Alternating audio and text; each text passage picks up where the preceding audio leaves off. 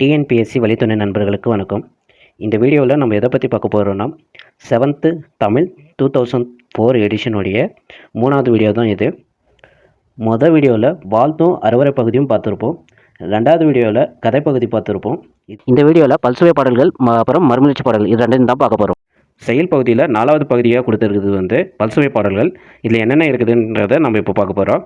பல்சுவை இப்படின்ற வார்த்தையை பிரித்தோம்னா பல குட்டல் சுவைன்னு வரும். அதாவது தமிழ் இலக்கியங்களில் 9 வகையான சுவைகள் இருக்குது. அதை பற்றின செயல்கள் தான் இந்த இதில் இருக்கும். இந்த பல்சுவை பாடல்கள்ன்ற இந்த செக்ஷனில் சிற்றிலக்கியங்களோட பாட்டுங்க, தனிப்பாடல் திரட்டுன்ற இருக்கக்கூடிய பாட்டுங்கள்லாம் இருக்கும். அதெல்லாம் என்னென்னன்றதை நம்ம பார்க்குவோம். சிலபஸில் கவர் ஆகக்கூடியது நான் டீட்டெயிலாக எக்ஸ்பிளைன் பண்ணுறேன். சிலபஸில் கவர் ஆகாதது லைட்டாக அதில் என்ன கண்டென்ட் கொடுத்துருக்காங்கன்றதை மட்டும் நான் சொல்லிவிட்டு டேரெக்டாக வழக்கம் போல் அறிஞர் பொருளை பார்ப்போம். அதுக்கப்புறம் மொழித்திறன் வளர்ப்பயிற்சி, அதுக்கப்புறம் இலக்கண போர்ஷன்ஸ் ஏதாவது கொடுத்துருந்தாங்கன்னா அதை பார்ப்போம்.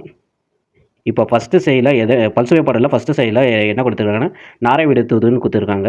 இப்போ தூது அப்படின்றது ஒரு சிற்றிலக்கிய நூல்ன்ட்டு எல்லாருக்கும் தெரியும். இது நம்மளுக்கு சிலபஸில் இப்போ இல்லை. இதுக்கு முந்தின இருந்த சிலபஸில் சிற்றிலக்கிய வகைன்ற போது தூது பேஸ் பண்ணி இருக்கக்கூடிய கேட்டகரியில் கூட நம்ம பார்த்துக்கலாம். ஆனால் இப்போ இது சிலபஸில் கிடையாது. இப்போ நாரை விட தூதுனா நாரையே தூது அனுப்புகிறாங்க. யார் அனுப்புகிறாங்கன்னா தலைவன் தலைவிக்கு அனுப்புகிற மாதிரி இருக்கும். அதாவது இந்த பாட்டில் ஏழ்மையில் இருக்கக்கூடிய ஒரு தலைவன் நாரையை தன்னோட நாரைக்கிட்ட சொல்லுவாங்க, இந்த மாதிரி நான் இந்த மாதிரி கஷ்டத்தில் இருக்கிறேன், நீ தான் சவுத் சைட்லேருந்து நார்த் சைடுக்கு ட்ராவலெல்லாம் பண்ணிட்டு இருக்கிற. அப்படி ட்ராவல் பண்ணுறபோது என் ஊர் சத்திமுத்தம்ன்ற ஒரு ஊர். அந்த ஊரில் போயிட்டு அங்கே இருக்கக்கூடிய குளத்தில் தங்கி பக்கத்தில் ஒரு வீடு ஒன்று இருக்கும். அந்த வீட்டுக்கிட்ட இருக்கக்கூடிய என் ஒய்ஃபுக்கிட்ட இந்த மாதிரி தலைவன் உயிரோடு தான் இருக்கிறான்ற மாதிரி நீ இன்ஃபர்மேஷன் மட்டும் சொல்லிடு அப்படின்றதுக்கோசரம் தூது அனுப்புவாங்க. அதுதான் இந்த பாட்டு. இந்த பாட்டு நீங்கள் இப்போ இருக்கக்கூடிய 6th புக்கில் கூட இந்த பாட்டு இருக்கும். 2 லைனில் மட்டும் இருக்கும். அதாவது வலசை போதல்ன்ற அந்த விஷயத்த சொல்கிறது அந்த காலத்தில் சொல்லியிருக்காங்க அப்படின்றதுக்காக அந்த செயல் நம்ம 6th புக்கில் கொடுத்துருப்பாங்க. பறவைகள் ரிலேட்டடாக ஒரு லெசன் இருக்கும், அதில் இருப்போம். நாராய் செங்கல் நாராயணன்றது அந்த நாரைக்கு சிவப்பு கலரில் கால் இருக்கிறதுனால செங்கல் நாராயணன்ற மாதிரி இருக்கும். இந்த பாட்டை நீங்கள் முழுசாக படித்து பார்த்தீங்கன்னா நான் என்ன சொன்னேன்னா அந்த கதை தான் இதுக்குள்ளே இருக்கும். சத்திமுத்த புலவர்ன்ட்டு நம்ம சிலபஸில் இல்லை, நாராவிட தூதுன்றது சிலபஸ் இல்லைனால இதை பற்றியெல்லாம் நம்ம எதுவும் பார்க்கல. டேரெக்டாக நம்ம சொற்களஞ்சியம் பார்க்க போகிறோம். சொற்களஞ்சியமில் ஃபஸ்ட்டு சொற்களை பிரித்தறிகின்றது. செங்கால் அப்படின்றத பிரித்தோம்னா செம்மை குட்டல் கால்னு வரும். தென் திசை அப்படின்னு பிரித்தோம்னா தெற்கு குட்டல் திசைன்னு வரும். வட திசைன்ற போது வடக்கு குட்டல் திசைன்ட்டு பிரியும். அடுத்து அறிஞ்சொரு பொருள். நாரைன்றது நீர்வாழ் பறவைன்னு சொல்கிறாங்க. நாராய் அப்படின்னா நாரையே அப்படின்னு சொல்லுவாங்க. மனை அப்படின்னா மனைவியை சொல்கிறாங்க. இந்த இடத்துல நாரையோட மனைவியை குறிக்கிற மாதிரி இது சொல்லியிருப்பாங்க. அதாவது துணையாகிய பெண்ணாரை அப்படின்ட்டு சொல்லியிருக்காங்க. அடுத்தது குமரின்றது கன்னியாகுமரியை சொல்கிறாங்க. ஆடி அப்படின்னா நீராடின்னு அர்த்தம். பிளந்தன்ன அப்படின்னா பிளந்தது போன்ற அப்படின்ற அர்த்தம். அடுத்து ஏகுவீர் அப்படின்னா செல்வீர் இல்லைன்னா போவீர்னு அர்த்தம். வாவி அப்படின்னா குளம். அப்புறம் கணை அப்படின்னா ஒலிக்கின்ற, அதாவது கழுதை கணைக்கிறதுன்னு சொல்லுவாங்களே, அது ஒரு ஒலி சொல் தானே. அதை தான் இங்கே கணைனா ஒலிக்கின்ற அப்படின்ற மீனிங்கே. பாடு அப்படின்னா சொல்வது. மாறன் வலுதின்றது இது ஒரு பாண்டிய மன்னனுக்குள்ள வலுதின்ற பேர்லையும் மாறன்ற பேர்லையும் சொல்லுவாங்களா, அந்த மாதிரி தான் இங்கே என்ன கொடுத்துருக்காங்கன்னா மாறன் வலுதின்றது மாறன் என்னும் பாண்டியனது அந்த நாட்டை குறிக்கிறதுக்கோசரம் இந்த மாதிரி சொல்லியிருப்பாங்க. அதாவது மதுரையில் இருக்கக்கூடிய ஒரு அந்த நாட்டை குறிக்குது. கூடலில்னா மதுரையில். வாடை அப்படின்னா வட திசையிலேருந்து வீசும் குளிர்காற்று. ஒவ்வொரு திசையிலேருந்து வரக்கூடிய ஒவ்வொரு காற்றுக்கும் ஒவ்வொரு நேம் இருக்கும். அது என்னென்னட்டு பின்னாடி ஒரு இடத்துல கேட்பாங்க, அந்த இடத்துல நான் சொல்கிறேன். இப்போ கூடலில்ன்றது மதுரையில்னு பார்த்தாச்சு. வாடைன்றது வட திசையில் வீசும் குளிர்காற்று. மெய்யினா உடம்பு. பொத்தி அப்படின்னா மூடி அப்படின்னு அர்த்தம். தாலியி அப்படின்னா தழுவி. பேழை அப்படின்னா பெட்டி. உயிர்க்கும் அப்படின்னா பெருமூச்சு விடும். ஏழையானை அப்படின்னா வறுமை நீங்காதவனை. அதாவது தலைவனே தன்னையே வறுமையில் இருக்கிறேன் அப்படின்ற மாதிரியே சொல்லு நான் உயிரோடு தான் இருக்கிறேன். அதாவது சில இடத்துலலாம் பள்ளி சவுண்டு கேட்டுச்சுன்னா அதை வச்சு தலைவனுக்கு இந்த மாதிரி ஆச்சு அந்த மாதிரி ஆச்சுன்னு தப்பாக நினச்சிக்குவாங்கன்றதுக்கோசரம் இந்த மாதிரி ஒரு தூது விட்டு இந்த மாதிரி நான் நல்லா இருக்கிறேன்ற மாதிரி சொல்கிறதும், அதே சமயம் நான் கொஞ்சம் வறுமையில் தான் இருக்கிறேன், அதனால தான் வரது கொஞ்சம் லேட் ஆகுது அந்த மாதிரி சொல்கிறதுக்கோசரம் இந்த பாட்டு இருக்கும். நம்ம பாட்டு தெளிவாக பார்த்துருந்தோம்னா இந்த இதெல்லாம் பார்க்கலாம். ஆனால் நம்ம தெளிவாக பார்க்காது, இது சிலபஸ் கவர் ஆகாததுனால நம்ம தெளிவாக பார்க்கல. அடுத்து நம்ம பார்க்க போகிறது மொழித்திறன் வளர்ப்பயிற்சி. இதில் என்ன கொடுத்துருப்பாங்கன்னா நகர வேறுபாடுன்னு சிலபஸ் கொடுத்துருக்காங்களே, அதுக்கு ரிலேட்டடாக தான் நம்ம இதுக்கெல்லாம் மீனிங் பார்க்க போகிறோம். பனை இன்னொரு பனை இப்படின்னு 2 கொடுத்துருக்காங்களே. முதல்ல இருக்கக்கூடிய 2 சொல்லி நாய்க்கு, அதாவது 2 சொல்லி நாய் வரக்கூடிய பனைக்கு என்ன மீனிங்னா பனை மரத்தை குறிக்கிறது. அடுத்து 3 சொல்லி நாயின்னு கொடுத்துருக்காங்களே, இதுக்கு என்ன மீனிங்னா ஒரு விஷயத்தை பனையை வைக்கிறதுன்னு சொல்லுவாங்கள்ல, அந்த இடத்துல பயன்படுத்தக்கூடிய நாய் தான் இது. அடுத்தது கணைன்றது இதில் 2 சொல்லி நாய் இருக்கக்கூடிய இந்த கணை ஒரு ஒலிச்சொல். அதாவது கழுதை கணைக்கிறது அப்படின்னு சொல்கிறாங்களே, அதுக்கு பயன்படக்கூடிய கணை. இன்னொன்று இருக்கக்கூடிய 3 சொல்லி நாய்க்கு வரக்கூடிய கணைன்றது என்னென்னா அம்புன்றது பொருள் வரும். அடுத்து இருக்கக்கூடிய மனை இந்த 2 சொல்லி நை வரக்கூடிய மனை என்ன சொல்லுவாங்கன்னா, வீட்டு மனைன்றத சொல்லுவாங்க. அடுத்து 3 சொல்லி நை வரக்கூடிய மனை என்ன சொல்லுவாங்கன்னா, இது வந்து வீட்ல வந்து இது கிராம சைடுல பார்த்தீங்கன்னா, ஒரு பலகை மாரி ஒண்ணு இருக்கும். அந்த "மன கொண்டு வா" அப்படின்ற மாரி சொல்லுவாங்க. அது உட்கார்றதுக்கோசரம் பயன்படுத்தக்கூடிய ஒரு மனை. அது பலகையில செஞ்சிருப்பாங்க சின்னதா. மரத்தில ஆனது வந்து உட்கார்றதுக்கு பயன்படுத்துற அந்த மனை தான் இது. ஓகேங்களா? அடுத்ததாக திறன் வள தொடர்பணிய பத்தி இந்த செக்ஷன்ல என்ன குடுத்திருப்பாங்கன்னா, எந்தெந்த திசையிலேருந்து வரக்கூடிய காற்றுக்கு என்னென்ன பேரு அப்படின்ற மாரி. இப்போ வடக்கு திசையிலேருந்து வரக்கூடிய காற்றுக்கு வந்து வாடைன்னு சொல்லுவோம். தெற்கிலேருந்து வீசக்கூடிய காற்று வந்து தென்றல்னு சொல்லுவோம். மேற்கிலேருந்து வீசும் காற்று வந்து இப்போ இருக்கிற புக்ல வந்து 9த் புக்கோ 10த் புக்லயோ இருக்கும். அதில வந்து கோடைன்னு குடுத்திருப்பாங்க. நீங்க கூகுள் பண்ணி பார்த்தீங்கன்னா, கச்சான்ற ஒரு வார்த்தை புதுசா நான் பார்த்தேன். அடுத்தது வந்து கிழக்கிலேருந்து வீசும் காற்று வந்து கொண்டல் காற்று அப்படின்னு சொல்லுவாங்க. அடுத்த செயல் பகுதி என்னன்னா, கலிங்கத்து பரணின்றது செயலு. இந்த செயல் பகுதி வந்து நீங்க புது புக்குல 10த் புக்ல வந்து விருந்தும் போற்றுதல்ன்ற லெசன்ல கூட பார்த்துருப்பீங்க இந்த செயலு. இந்த செயலும் நமக்கு சிலபஸ்ல இல்ல அப்படின்றதுனால, இத நம்ம டீட்டெயிலா பார்க்கல. இந்த செயலுக்கான மீனிங் என்னன்னு மட்டும் நம்ம ஒரு லைட்டா பார்த்துட்டு, அடுத்து சொல்லும் பொருளும் போயிருவோம். விரு இந்த இந்த இதில என்ன சொல்லியிருப்பாங்கன்னா, இப்போ வந்து ஒரு சான்றோர் ஒருத்தர் இருக்காங்கன்னா, அவர் வந்து ஒருத்தர பார்த்து மகிழ்றாருன்னா, அந்த இடத்துல வந்து விருந்தினரும், வறியரும் ஒண்ணா உட்காந்து சாப்பிட்டாங்கன்னா, அந்த சான்றோர் அத பார்த்து மகிழ்வாங்க அப்படின்னு சொல்லுவாங்க. அதே சமயம் போர்க்காலத்தில வந்து எது எதிர்ல இருக்கவன் வந்து அம்பு எய்தி நம்ப உடம்ப குத்தி இருந்தாலும், அந்த வீரன் வந்து முகமலர்ச்சியோட இருப்பான். இந்த விஷயமும், அந்த விஷயத்தையும் சேர்த்து இதில சொல்லியிருப்பாங்க. கம்பேர் பண்ணி சொல்லியிருப்பாங்க.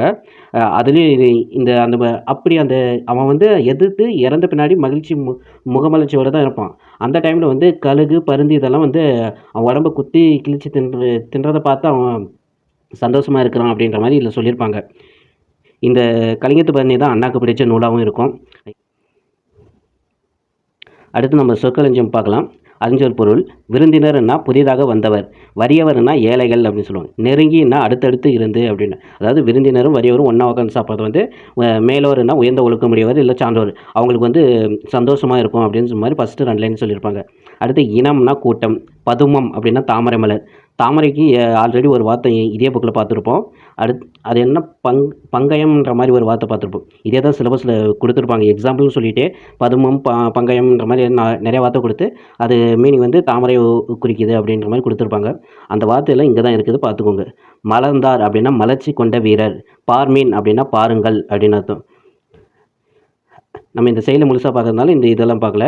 அடுத்தது வந்து அடுத்த செயல் வந்து மீனாட்சி அம்மை குறம். இது என்ன செயலுன்னா, இப்ப இது வந்து இதுவும் சிற்றிலக்கிய நூல்ல ஒண்ணு. முன்ன பார்த்த பரணியும் சிற்றிலக்கிய நூலு. அதுக்கு முன்ன பார்த்த தூது இலக்கியமும் சிற்றிலக்கிய நூலு. இது என்னன்னா குறவஞ்சி இலக்கியம்னு சொல்லுவாங்க. குறவஞ்சி இது என்ன இதுன்னா, அ குறி சொல்லுவாங்க. வீடு வீடா வந்து குறி சொல்ற அந்த பெண்ணுக்கு வந்து குறத்தின் பேருன்னு சொல்லுவாங்க. அந்த பெண் வந்து தலைவன் தலைவிக்கு வந்து குறி பார்த்து சொல்லுவாங்க. இந்த பர்ட்டிகுலர் நூல்ல அதாவது மீனாட்சி அம்மை குறம்ன்றது வந்து மீனாட்சி அம்மனுக்கு வந்து குறி சொல்ற மாரியான ஒரு பகுதி இருக்கும். இது இந்த இடத்துல என்ன பாட்டு குடுத்துருப்பாங்கன்னா, அந்த பொண்ணு வந்து அந்த குறத்தின்றவங்க வந்து குறி சொல்றதுக்கு முன்னாடி அவங்க நாட்டோட வளத்த எல்லாம் பாடுவாங்களாம். அந்த மாரி அவங்க நாட்டோட வளத்த பாடக்கூடிய விஷயம் தான் இந்த இடத்துல இருக்கும். குமரகுருபரரும் சிலபஸ்ல இல்ல. சிற்றிலக்கியமும் சிலபஸ்ல இல்லாதனால, இந்த இதுல நம்ம எதுவும் பார்க்க போறதில்ல. டேட்டா சொற்களஞ்சியம் வந்துரும். சொற்களை பிரித்தறிக. கொழுங்கொடி அப்படின்னா கொழுமை கூட்டல் கொடி. கொழுஞ்சாறு அப்படின்னா கொழுமை கூட்டல் சாறு. செழுந்திணை அப்படின்னா செழுமை கூட்டல் திணை. பசுந்தலைன்னா பசுமை கூட்டல் தலை. நறுந்தேன்னா நறுமை கூட்டல் தேன். கயற்கண்ணினா கயல் கூட்டல் கண்ணின்னு வரணும். இதுல இது கயல் கண்ணின்ட்டு யாரும் சொல்லணும்? மீனாட்சி அம்மனை தான் சொல்லியிருப்பாங்க. அடுத்தது அறிஞ்சொல் பொருள். கொழுங்குடி அப்படின்னா செழுமையான கொடின்னு அர்த்தம். விழுந்த அப்படின்னா தாழ உண்டான அப்படின்னு அர்த்தம். கள்ளி அப்படின்னா தோண்டி. தெரிந்து அப்படின்னா தேர்ந்தெடுத்து. தேரல் அப்படின்னா தேன். மடுப்போம் அப்படின்னா பருகுவோம். மறுப்போம்னா பருகுவோம். அடுத்து மரவுரி அப்படின்னா மரப்பட்டையிலான ஆடை. மிசைந்திட அப்படின்னா உயர்வாக. விருந்து அப்படின்னா விருந்தினர். கயல்கண்ணினா கயல் கண்ணி அப்படின்றது இந்த இடத்துல மீனாட்சி அம்மையை கொடுத்து அவங்கள தான் சொல்லி இருப்பாங்க. அடுத்த அப்படின்னா பொருத்தமான.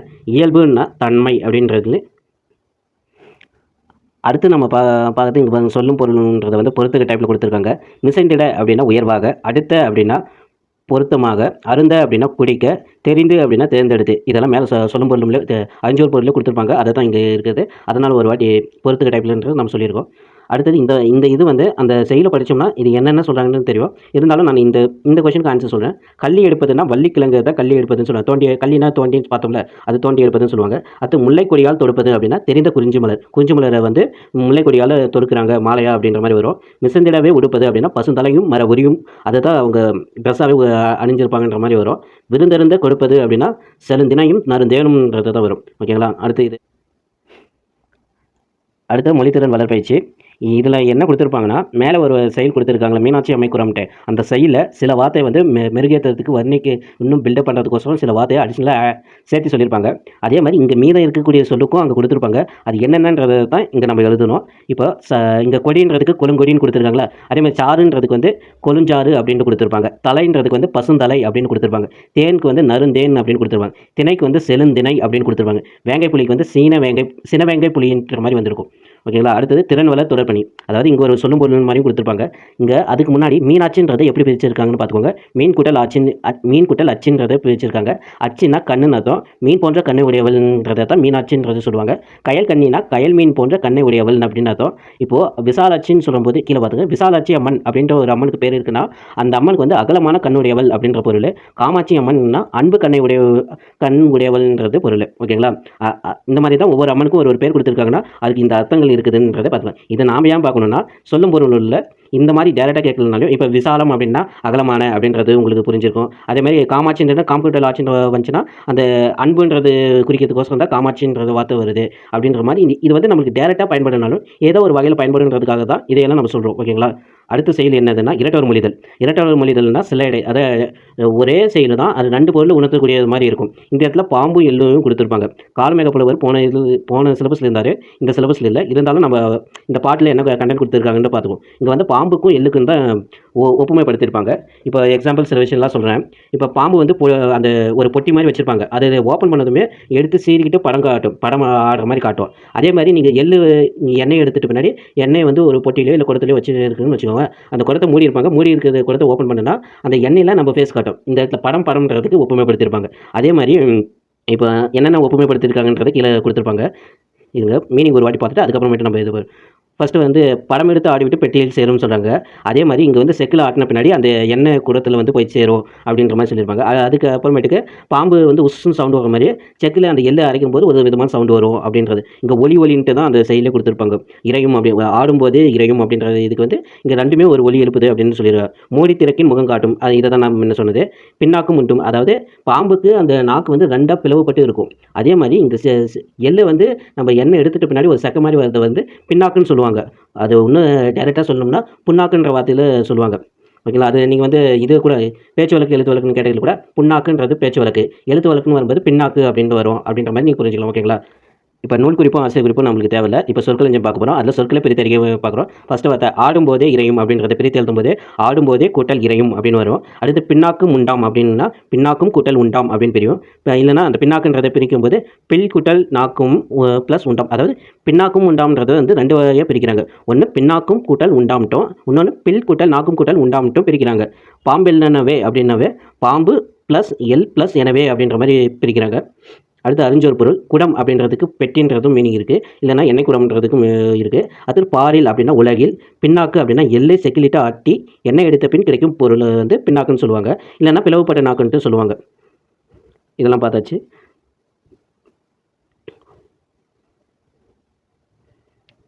இங்கே மொழித்திறன் வளர்ப்பயிற்சியில் பாருங்கள், பார்ன்றதுக்கு உலகன்றது பொருள் இருக்குது. அதே மாதிரி உலகன்றதுக்கு மற்ற என்னென்ன பொருள் இருக்குது அப்படின்ட்டு கேட்டிருக்காங்க. இங்கே இங்கே தரும் வேறு 2 சொற்களை கேட்டிருக்காங்க. வேறு என்ன இருக்குது? உலகம்ட்டு சொல்லலாம், புவின்னு சொல்லலாம், பூமின்னு சொல்லலாம், வேறு ஞாலம் சொல்லலாம். அப்புறம் இன்னும் நிறைய இருக்குது. உங்களுக்கு இன்னும் என்ன தெரிஞ்சுச்சுன்னா அதெல்லாம் கமெண்ட்டில் சொல்லுங்கள். திறன் வள தொடர்பயணி. இதில் என்ன கொடுத்துருக்காங்கன்னா, குடம்னா பெட்டி, எண்ணெய் குடம்ன்ற 2 பொருள் தந்தது. அதே மாதிரி இங்கே ஆடு, ஓடு இதுக்கெல்லாம் 2 பொருள் என்னென்ன இருக்குன்னு சொல்கிறோம். இதே எக்ஸாக்ட் ஆடு, ஓடுன்றது வந்து 6th புக்லேயும் நம்ம பார்த்துருப்போம். இதே மாதிரி தான் கொடுத்துருப்பாங்க. இங்கேயும் ஒரு வாட்டி பார்த்துக்கலாம். ஆறுன்றது ஒரு எண்ணெயும் குறிக்கும், அதே சமயம் வலியும் குறிக்கும், அப்புறம் நீர்நிலையும் குறிக்கும். அதே மாதிரி ஆடு அப்படின்றது என்ன குறிக்கும்னா ஆடுக்கூடிய செயலை குறிக்கும், அதே மாதிரி ஆடுன்ற ஒரு உயிரினத்தையும் குறிக்கும். ஓகேங்களா. ஓடுன்றது என்ன சொன்னால் ஓடுற அந்த செயலையும் குறிக்கும், அதே சமயம் ஓடு வந்து இந்த வீட்டு மேலே மேற்கூரையெல்லாம் போடுவாங்களா அந்த ஓட்டையும் குறிக்கும். ஓகேங்களா. அடுத்து நம்ம பார்க்கக்கூடிய செயல் என்னென்னா 4 கோடி. இந்த செயல் வந்து சிலபஸில் கவர் ஆகுது. எதனால் கவர் ஆகுதுன்னு நான் சொல்லணும்னா, இந்த பாடலை எழுதியவர் வந்து ஔவையார். இந்த பாட்டை பார்க்குறதுக்கு முன்னாடி இந்த பாட்டிலேருந்து பேஸ் பண்ணி கொஷின் கேட்டிருக்காங்களான்னு இதுக்கு முன்னாடினா கேட்டிருக்காங்க. 2022 குரூப் 4ல் வந்து கொஷின் கேட்டிருக்காங்க. இந்த செயலை பார்த்துட்டு அந்த கொஷின் என்னன்றதை நம்ம பார்க்கலாம். அதுக்கு முன்னாடி இந்த செயலில் இருக்கக்கூடிய நூல் குறிப்பும் ஆசிரியர் குறிப்பும் பார்த்துருவோம். நூல் குறிப்பில் என்ன கொடுத்துருக்குறாங்கன்னா, தனிப்பாடல் திரட்டு அப்படின்னா என்னென்னா, இப்போ புலவர் பலர்கள் வந்து தனித்தனியாக அவங்களுக்குன்னு ஒரு பாட்டு எழுதி வச்சுருப்பாங்க. அந்த பாட்டெல்லாம் தொகுத்து ஒரு தனிப்பாடல் திரட்டுன்றது ரெடி பண்ணுவாங்க. அப்படி இருக்குதா அதாவது நிறைய புலவர் பாடின ஒரு பாடலெல்லாம் தொகுத்து தனிப்பாடல் எல்லாருக்கும் ஒவ்வொரு பாடல்ன்ற கணக்கில் தான் இருக்கும். அந்த பாடலெல்லாம் தொகுத்து தான் தனிப்பாடல் திருட்டுன்றதை உருவாக்கியிருப்பாங்க. பர்டிகுலராக இந்த பாட்டில் எதை பேஸ் பண்ணி கொடுத்துருப்பாங்கன்னா, செல்ஃப் ரெஸ்பெக்ட் எப்படி இருக்கணுன்றதை பற்றி ஔவையார் என்ன சொல்கிறாருன்றது தான் இந்த பாட்டில் கொடுத்துருப்பாங்க. அடுத்தது ஆசிரியர் குறிப்பில் என்ன கொடுத்துருப்பாங்கன்னா, இங்கே குறிப்பிடப்பட்டுள்ள ஔவையார் வந்து சங்ககால ஔவையார். இவர் கூட இருந்தவங்க யார் யாருன்னா கம்பரும் ஒட்டக்குத்தரும் இருந்து கூட வாழ்ந்தவங்களாம் சொல்கிறாங்க. அடுத்தது இப்போ இந்த செயலுக்கு என்ன மீனிங்னு பார்த்துருவோம். மரியாதார் முற்றம் மதிதொரு கால் சென்று மிதியாமை கோடி பெறும் அப்படின்னு சொல்கிறாங்க. இந்த இடத்துல எல்லாம் கோடி கோடின்னு சொல்லியிருக்காங்களே, இந்த கோடின்றது ஒரு நம்பரை சொல்லலை. இங்கே வந்து சொல்கிறது வந்து அதோடைய அளவு சொல்கிறாங்க. அதாவது இவ்வளோ பெருசு அவ்வளோ பெருசுன்னு சொல்கிறதுக்கு ஒரு எக்ஸ்ட்ரீம் வேர்டாக ஒரு இதுதான் பார்டர்ன்ற மாதிரி எக்ஸ்ட்ரீம் வேர்டாக யூஸ் பண்ணியிருக்காங்க இந்த இடத்துல கோடின்றதெல்லாம். இப்போ மரியாதார் முற்றம் மதிதொரு கால் சென்று மிதியாமை கோடி பெறும்னா, ஒரு வாட்டி நீங்கள் ஒருத்தர் வீட்டுக்கு போகிறீங்க, ஆனால் அந்த வீட்டில் வந்து அவங்க பெருசவங்களை எல்லாம் மதிக்கலன்னா அந்த வீட்டுக்கு மறுபடியும் நீங்கள் போகாமல் இருக்கிறது தான் உங்களுக்கு நல்லது. அதுதான் உங்கள் செல்ஃப் ரெஸ்பெக்டை பாதுகாக்கக்கூடிய ஒரு விஷயம். அதாவது உங்களை மதிக்காத வீட்டுக்கு நீங்கள் போகாமல் இருக்கிறது தான் பெட்டர் அப்படின்னு சொல்கிறது தான் ஃபர்ஸ்ட் லைனு. அடுத்தது உன்னீர் என்று உபசரியா தம்மனையில் உண்ணாமை கோடி பெறும். அதாவது உங்களை வந்து சாப்பிடுங்கன்னு சொல்லி யாரும் சொல்லாத போது அந்த வீட்டில் நீங்கள் சாப்பிடாமல் வெளியே வரது தான் உங்களுக்கு நல்லது. அதுதான் உங்கள் செல்ஃப் ரெஸ்பெக்ட் அப்படின்ட்டு சொல்கிறாங்க. அடுத்தது கோடி கொடுத்தும் குறிப்பிருந்தால் தம்மோடு கூடுவதே கோடி பெறும். அதாவது இந்த லைனில் என்ன சொல்லியிருப்பாங்கன்னா, இப்போ கூட பிறந்தவங்கன்னு உங்களுக்கு இருக்காங்கன்னா அவங்க கூட இருக்கிறது தான், அவங்க கூட சேர்ந்து வாழ்கிறது தான் உங்களுக்கு கோடி பெறும். அதுதான் நல்லது. அதுதான் உங்களுக்கு ஏதாவது ஒரு பிரச்சனைனா அவங்க கூட வருவாங்கன்ற பாயிண்ட் ஆஃப் வியூவில் இந்த லைன் கொடுத்துருப்பாங்க. அடுத்தது கோடான கோடி கொடுப்பினும் தன்னுடைய கோடாமை கோடி போயிடும் சொல்கிறாங்க. இதில் என்னென்னா, இப்போ இப்போ வந்து நம்ம ஒருத்தருக்கு வாக்குறுதி கொடுக்குறோங்கன்னு வச்சுக்கோங்களேன், அந்த வாக்குறுதி என்னவோ அதைப்படி நம்ம நடக்கணும். அதை விட்டுட்டு நம்ம சொல்கிறது ஒன்று செய்யறது ஒன்றா இருந்துச்சுன்னா அது உங்களுடைய ரெஸ்பெக்டை வந்து குறைக்கிற மாதிரியான ஒரு விஷயம். அப்படி செய்யாதீங்க. நீங்கள் என்ன சொல்கிறீங்களோ அதை நீங்கள் செஞ்சுருங்க அப்படின்றது தான் இந்த 4 லைன் சொல்லியிருப்பாங்க. இப்போ இந்த பாட்டெல்லாம் பார்த்துட்டுமா, இந்த பேஸ் பண்ணி ப்ரீவியஸ் இயரில் என்ன கொஸ்டின் கேட்டிருக்காங்கன்றதை நம்ம பார்க்கலாம். இப்போ ஏன் இதுக்கு முன்னாடி இதெல்லாம் காட்டாமல் இதுக்கு மட்டும் நான் காட்டுறேன்னா, இந்த கொஸ்டின் நான் எழுதினேன், இந்த டெஸ்ட் நான் எழுதினேன். அப்போ வந்து இந்த கொஸ்டின் எங்கேருந்து கேட்டிருக்காங்கன்னு தெரியல. இருந்தாலும் நான் கரெக்டாக தான் ஆன்சர் போட்டேன். ஏன்னா இந்த ஃபஸ்ட்டு ஒன்று இது மட்டும் கரெக்டாக பார்த்துட்டோமே இதுக்கு கரெக்டான ஆன்சர் வந்துடும். அதனால் இப்போ வந்து இந்த கொஸ்டின் எங்கே கேட்டிருக்காங்கன்னு தெரிஞ்ச பின்னாடி இப்போ அந்த நம்ம செயலுக்கான மீனிங் பார்த்துட்டோம். இப்போ இந்த கொஸ்டினுக்கான ஆன்சர் என்னென்னு பார்ப்போம். மரியாதார் முற்றம்ன்றத உங்களை மதிக்காதவங்க வீட்டுக்கு நம்ம போகக்கூடாதுன்னு தான் சொல்கிறாங்களே, அதான் மிதியாமை கோடி பெறும் 2வது இதாக இருக்குது. உபசரிக்காதார் மனையில் உண்ணாமை கோடி பெறும். அடுத்து குடிப்பிறந்தார் தம்மோடு கூடுவது கோடி பெறும். கோடான கோடி கொடுப்பினும் சொன்ன சொல் தவறாமை கோடி பெறும். அதாவது 2வது பி ஆப்ஷன் தான் இதுக்கான ஆன்சர். பார்த்துக்கோங்க, எல்லாமே செக் பண்ணிக்கோங்க. ப்ரீவியஸ் இயரில் கேட்ட கொஸ்டினையும் நம்ம பார்த்துட்டோம். இப்போ நம்ம சொற்கள் எஞ்சும் பார்க்க போகிறோம். அதில் அறிஞ்ச ஒரு பொருள் பார்க்கலாம். ஃபஸ்ட்டு மரியாதார் அப்படின்னா தம்மை பெரியவராக எண்ணி வரவேற்காதவர் அப்படின்னு சொல்கிறாங்க. முற்றம் அப்படின்னா வீட்டு வாயில்னு சொல்கிறாங்க. ஒரு கால் அப்படின்னா மீண்டும் ஒரு முறை வந்து அங்கே போகக்கூடாதுன்றது சொல்கிறாங்க. மிதியாமை செல்லாது இருப்பது அப்படின்னு சொல்கிறாங்க.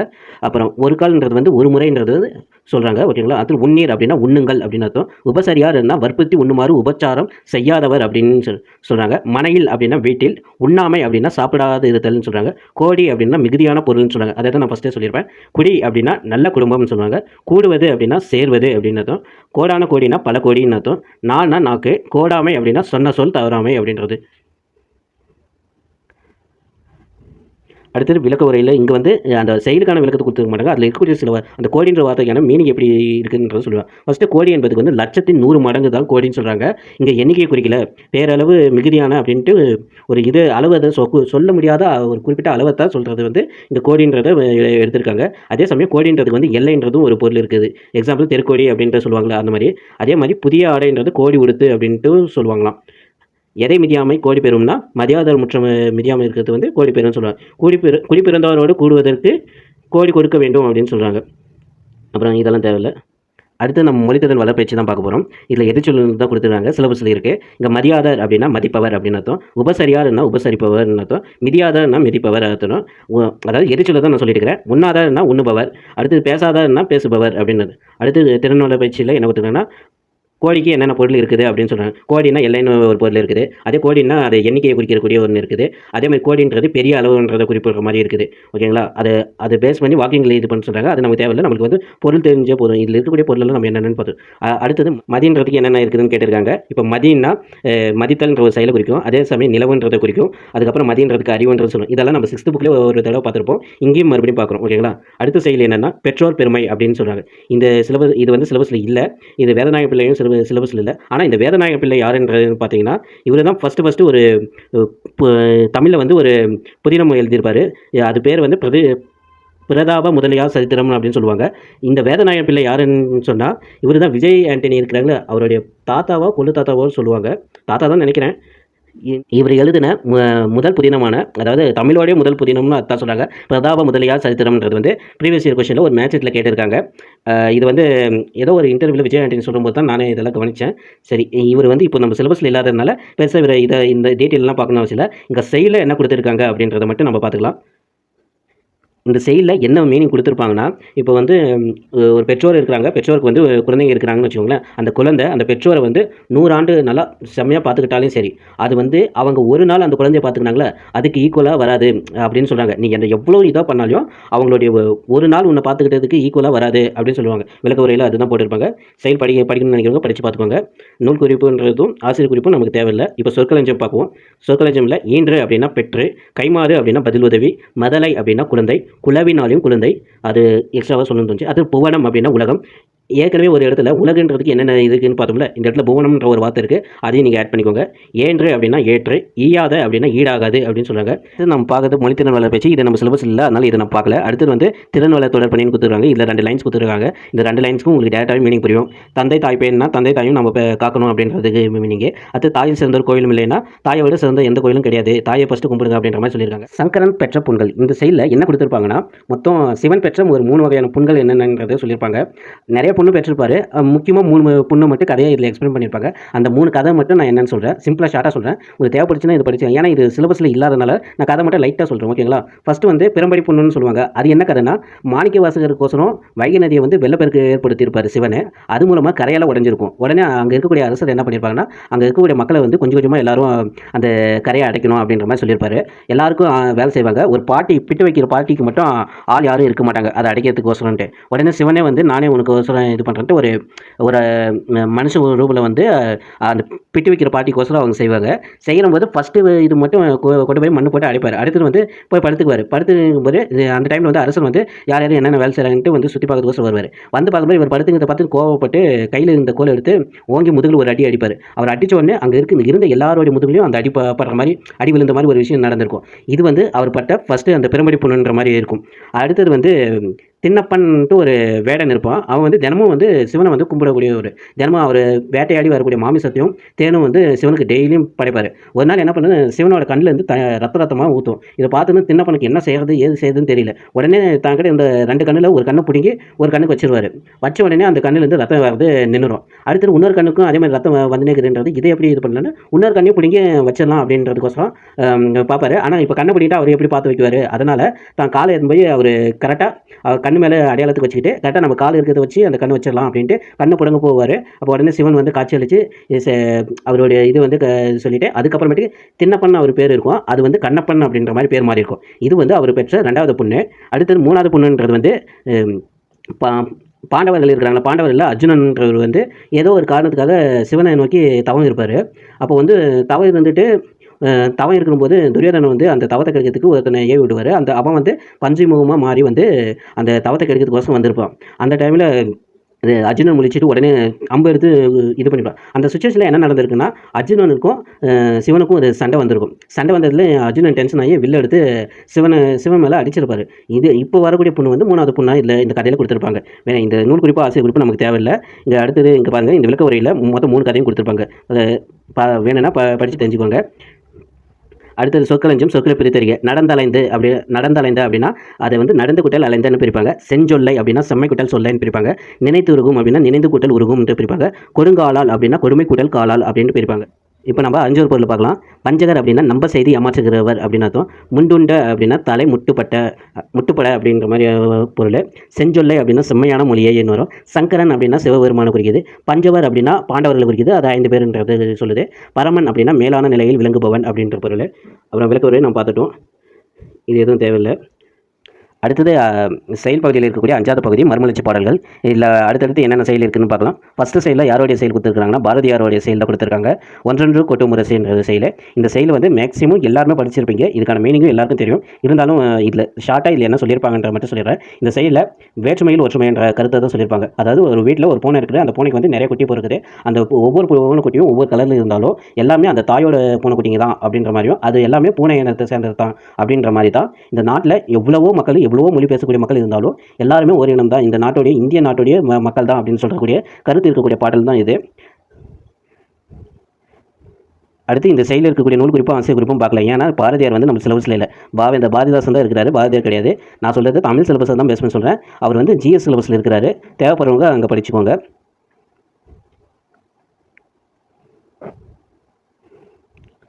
இப்போ சொற்களஞ்சியமில் என்ன கொடுத்துருக்காங்கன்னு பார்ப்போம். அறிஞ்சொல் பொருட்கள். பிள்ளைகள் அப்படின்னா குட்டிகள். இங்கே வந்து பிள்ளைகள் குறிப்பிடுறது வந்து பூனைக்குட்டிகளை தான் குறிப்பிடுறாங்க. தரம்னா வகை, ஏற்றம்னா உயர்ந்தது, வண்ணம்னா நிறம் அப்படின்னு சொல்கிறாங்க. அறிஞ்சொல் பொருளை தவிர இதில் வேறு எதுவும் சிலபஸில் இல்லை, இது எதுவும் தேவைப்படாது. அடுத்து மொழித்திறன் வளர்ச்சி. பேச்சு தமிழ், அதாவது பேச்சு வழக்கு எழுத்து வழக்குன்றது சிலபஸில் இருக்கிறனால இது மட்டும் பார்க்கணும். வளருதுன்றது பேச்சு தமிழ்னா, வளர்கிறதுன்றது எழுத்து தமிழ். இப்போ பேசுது அப்படின்றத வந்து பேசுகிறதுன்னு எழுதணும். குதிக்குது அப்படின்றத குதிக்கிறது அப்படின்னு எழுதணும். தாண்டுது அப்படின்றது தாண்டுகிறது அப்படின்னு எழுதணும். எழுதுது அப்படின்றத எழுதுகிறது அப்படின்னு எழுதணும். அடுத்து திறன் வளர்த்தோட பண்ணி நமக்கு தேவையில்லை. அடுத்து நம்ம பார்க்கக்கூடிய செயல் வந்து கொய்யாப்பழம்ன்ற செயல். இந்த செயலை எழுதியவர் பாவேந்தர் பாரதிதாசன். அதனால் இது சிலபஸில் கவர் ஆகுது. இந்த கொய்யாப்பழம்ன்ற இந்த பாட்டில் என்ன கொடுத்துருப்பாங்கன்னா, கொய்யாப்பழத்தை பேஸ் பண்ணி ஒரு அந்த சொல்லுடைய வச்சு பாவேந்தர் பாரதிதாசன் வந்து ஒரு விஷயம் செஞ்சு கம்பேர் பண்ணி சொல்லியிருப்பார். அது நல்லாயிருக்கும். அதை நான் சொல்கிறதுக்கு முன்னாடி நூற்குறிப்பிலும் ஆசிரியர் குறிப்பிலும் என்ன கொடுத்துருக்காங்கன்னு பார்த்துக்கலாம். இங்கே கொடுக்கப்பட்ட பாட்டு வந்து பாரதிதாசன் இயற்றிய நூலில் குடும்ப விளக்குன்னு ஒரு நூல் இருக்குது. அந்த நூலில் விருந்தோம்பல் பகுதியில் இருக்கக்கூடியது தான் இந்த கொய்யாப்பழம்ன்றது சொல்கிறாங்க. அடுத்தது ஆசிரியர் குறிப்பில் என்ன கொடுத்துருக்காங்க, பாரதிதாசனுடைய இயற்பெயர் வந்து கனக சுப்புரத்தினம்னு. இவர் பிறந்தது வந்து 29/4/1891. அடுத்தது இவருடைய பெற்றோர் வந்து கனகசபை லக்குமி அம்மன் சொல்கிறாங்க.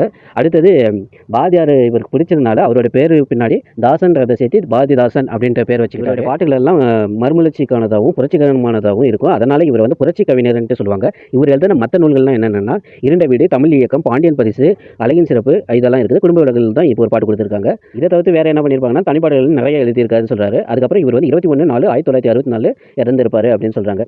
இப்போ சொற்களஞ்சி பார்க்கறதுக்கு முன்னாடி பாட்டில் என்ன கொடுத்துருக்காங்கன்னு பார்த்துக்கலாம். காட்டு முயல் காதிலையும் கல்யாணை துதிக்கை அடிமரமும் வானில் நீட்டு கிளை கொய்யாதான் நிரல் தங்க திரள் பழத்தை நம் கண்ணுக்கு காட்டுகின்ற போது கொய்யும் பழம் என்போம், கையில் கொய்து வாயில் போட்டு மென்ற போது கொய்யா பழம் என்போம், பொருளின் பொறுமையை கண்டேர் அப்படின்ற மாதிரி சொல்கிறார். இல்லை ஃபஸ்ட்டில் இல்லை என்ன சொல்லியிருப்பாங்கன்னா, அந்த கொய்யா மரம் இருக்குங்களா, அந்த கொய்யா மரத்தில் இருக்கக்கூடிய இலை வந்து காட்டில் இருக்கக்கூடிய முயலோட காதுக்கு ஒப்புமைப்படுத்தியிருப்பார். அடுத்தது அந்த மரத்தோடைய அடிமரம் இருக்குல்ல, அந்த அடிமரத்தை வந்து மதங்கொண்ட யானை, அதாவது கலி யானைனா மதங்கொண்ட யானைன்னு சொல்லுவாங்க, அந்த யானையோட தும்பிக்கைக்குள்ளே கம்பேர் பண்ணியிருப்பார். அதுக்கப்புறம் என்ன சொல்லியிருப்பாங்கன்னா, அப்படியே ரொம்ப ஹைட்டில் இருக்கக்கூடிய அந்த கொய்யாக்காவை பார்த்துட்டு நம்ம என்ன சொல்லுவோம்னா, அதை பறிக்கணும், அதாவது கொய்யணும் அப்படின்னு சொல்லுவோம். அப்போ சொல்லும்போது கொய்யும் பழம் சொல்லுவோமா, அதாவது பழத்தை கொய்யணும் அப்படின்னு சொல்லுது, அதாவது பழத்தை பறிக்கணும் அப்படின்னு சொல்லுவோமா. அந்த பழம் நம்ம கைக்கு வந்த பின்னாடி அதை சாப்பிட்ட பின்னாடி அதை கொய்யா பழம்னு சொல்லுவோமா. அதோட பேரே கொய்யாப்பழம் தானே. அதனால் அப்போ வந்து என்ன சாப்பிடணும் யாராவது கேட்டாங்கன்னா, நான் கொய்யாப்பழம் சாப்பிட்றோம் அப்படின்ற மாதிரி சொல்லுவோம். கொய்யும் பழம்னு சொல்கிறோம், அதே பழத்தை கொய்யாப்பழம்னு சொல்கிறோம் அப்படின்றது தான் இந்த செயலோட கருத்து. வேறு எதுவுமே இருக்காது இதில். ஓகேங்களா. அடுத்தது சொற்களஞ்சி பார்ப்போம். இதில் பிரித்து எழுதுக்கு காதிலை அப்படின்னா காது கூட்டல் இலைன்ற வரும். அதை முயலோட காதோடு கம்பேர் பண்ணியிருப்பாங்களே, அதனால் இது. அடுத்தது சொற்பொருள் பார்க்கும்போது கல்யாணைனா மதம் கொண்ட யானைன்னு சொன்னேன். நிரல்னா வரிசைன்னு சொல்லுவாங்க. கொய்து அப்படின்னா பறித்து அப்படின்றது சொல்லியிருக்காங்க. அதுக்கப்புறம் கொய்யாப்பழம் என்று எப்போது சொல்கிறோம் அப்படின்னா, அந்த பழத்தை சாப்பிட்ட பின்னாடி பறித்து உண்ணும்போது தான் நம்ம சொல்கிறோம். அப்புறம் 3 வரி 6 வரி கொஷின்ஸ்லாம் நமக்கு தேவையில்லை. மொழித்திறன் வளர்ப்பயிற்சியில் கொய்யாப்பழம்னா கொய்யாத பழம், ஓடா குதிரைனா ஓடாத குதிரைன்னு சொல்கிறாங்க. செல்லா காசுனா செல்லாத காசு சொல்கிறாங்க. அணையா சுடனா ரொம்ப நேரம் எரியக்கூடிய அணையாமல் எரியதை சுடரை சொல்கிறாங்க. செய்யாதீங்கன்னா தீங்கு செய்யாததை பற்றி சொல்கிறாங்க. செய்யாத தீங்கே சொல்கிறாங்க. ஓகேங்களா. அடுத்து திறன் வளர் தொடர் பணியில் என்ன இருக்குன்னா, அது இது வந்து எதோட கம்பேர் பண்ணியிருக்காங்கன்றதை கொடுத்துருக்காங்க. கொய்யா இலை வந்து முயல் காதோட கம்பேர் பண்ணியிருக்காங்க. கீழே கொடுத்துருக்க நாராயண அழகு வந்து பிளந்த படங்களுக்குன்னு கொடுத்துருக்காங்களே, இதை வந்து அந்த ஃபஸ்ட்டு நம்ம பல்சுவை பாடல்களில் நாராய் செங்கல் நாராயன்ட்டு ஒரு செயல் பார்த்தாங்க, நாரை விடுத்தது. அதில் நாரையோட அழகை வந்து பிளந்த படங்களுக்கு ஒப்புமைப்படுத்தியிருப்பாங்க. அதை தான் இங்கே கொடுத்துருக்காங்க.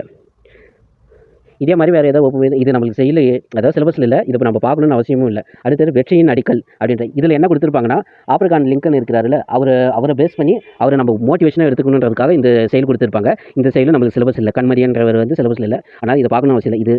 இது வெறும் மோட்டிவேஷன் கோசம் கொடுக்கப்பட்ட ஒரு லைன் தான். துணிவே துணை என்று பாட்டு ஸ்டார்ட் ஆகிருக்கும். இதில் ஆசிரியர் குறிப்பும் நூற்குறிப்பு இல்லையா, இதெல்லாம் நம்ம பார்க்கணும் அவசியம் இல்லை. அடுத்து சொற்களஞ்சியம்ல நம்ம பார்த்துக்கலாம். அறிஞ்சொரு பொருள். துணிவு அப்படின்னா ஒன்றை செய்து முடிக்கும் மன உறுதி அப்படின்ற. மாய்த்து அப்படின்னா அழித்து. மண்ணில் அப்படின்னா உலகில் அப்படின்னு வரும். அவ்வளோதான். இதில் வேறு எதுவும் நம்மளுக்கு தேவையில்லை. இங்கே பிரித்து எழுதுக்கு கொடுத்துருக்காங்க போல. அதை சேர்த்து எழுதுக்கு கொடுத்துருக்காங்க. கல்குட்டல் ஆகும்ன்றது கல்லாகும். இந்த இடத்துல வந்து நடுவில் கொடுத்துருக்காங்க கல்குட்டல் இல்குட்டல் ஆகும்ன்ற கொடுத்துருக்காங்களே, இது வந்து பகுப்பது இலக்கணம் பேஸ் பண்ணி வர மாதிரி. ஓகேங்களா. ஆனால் நமக்கு அது தேவையில்லை. இங்கே ஃபஸ்ட்டில் இருக்கிறதா கடைசியில் இருக்கிறத மட்டும் நம்ம பார்க்குறோம். கல்குட்டல் ஆகும்னா கல்லாகும். பல்குட்டல் உயிர்னா பல்லுயிர். மண்குட்டல் அடுப்புனா மண் அடுப்பு. விண்குட்டல் எல்லாம்னா விண்ணெல்லாம். கல்குட்டல் ஒளிந்ததுனா கல்லொழிந்தது. அவ்வளோதான். திருநெல்வேலி பண்ணி தேவையில்லை. அடுத்த பாட்டு சேமிப்பு வேண்டும். சிக்கனத்தை பேஸ் பண்ண ஒரு செயல் இதை எழுது வந்து குல கதிரேசன். இதுவும் நம்ம சிலபஸில் தேவையில்லாதது. இதை நீங்கள் படிக்கணும்னா நார்மலாக டேரெக்டாக புரிகிற மாதிரி தான் இருக்கும். ரொம்ப கஷ்டமெல்லாம் இருக்காது. வேணா ஒரு வாட்டி படிச்சுக்கோங்க. அடுத்து ஆசை குறிப்பு இதில் தேவையில்ல, பொருளுணர்வு பயிற்சியும் தேவையில்ல. அடுத்து அறிவியல் சிந்தனை. இந்த செயல்ன்றது வந்து சயின்ஸை பேஸ் பண்ண ஒரு இதுவும் நமக்கு சிலபஸில் இல்லை. அதனால் இதை பற்றி டீட்டெயிலாக பார்க்கணுன்ற அவசியமும் கிடையாது. ஓகேங்களா? இந்த செயல் எழுதுனது வந்து கவிஞர் செம்பை சேவியர்ன்றவர் தான் எழுதியிருப்பார். அடுத்து இந்த ஆசிரியர் குறிப்பு நம்ம பார்க்கணும் தேவையில்ல. அறிஞ்சோர் பொருள் இங்கே கொடுத்துருக்காங்க. ஆற்றல் அப்படின்னா திறமை அப்படின்னு பொருள், இணைக்கும் அப்படின்னா சேர்க்கும் அப்படின்ற பொருள், மண்பதை அப்படின்னா மக்கள் பரப்பு அப்படின்றது பொருள். பொருளுணர்வு பயிற்சி நமக்கு தேவையில்லை, இது எதுவும் தேவையில்லை. அடுத்து சுற்றுச்சூழல் காத்துவிடுவோம்.